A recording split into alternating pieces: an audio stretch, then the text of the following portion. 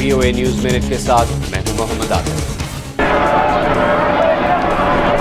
امریکی ریاست میریلینڈ کے شہر بالٹیمور میں پیر کی دوپہر کو اس وقت فسادات شروع ہو گئے جب پولیس کے ہاتھوں ریڑھ کی ہڈی ٹوٹنے کے باعث ہلاک ہونے والے ایک سیاہ فام نوجوان فریڈی گرے کی تدفین کی گئی۔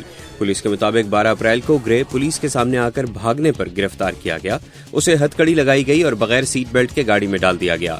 گاڑی میں ہنگامہ کرنے پر اس کے پاؤں بھی باندھ دیے گئے۔ گرے نے کئی بار طبی مدد مانگی لیکن 30 منٹ تک طبی عملے کو نہ بلایا گیا۔ پولیس نے یہ نہیں بتایا کہ اس کی ریڑھ کی ہڈی کیسے ٹوٹی۔ گرے 19 اپریل کو اسپتال میں دم توڑ گیا تھا۔ اور نیپال کے وزیر اعظم نے منگل کو کہا ہے کہ ہولناک زلزلے سے ہلاکتوں کی تعداد 10,000 تک پہنچ سکتی ہے کیونکہ دور دراز دیہاتوں سے ابھی تک معلومات نہیں آئی ہیں۔ بین الاقوامی امداد نیپال تک پہنچنا شروع ہو گئی ہے لیکن عام شہری حکومت کے سست رد عمل سے نالاں ہیں۔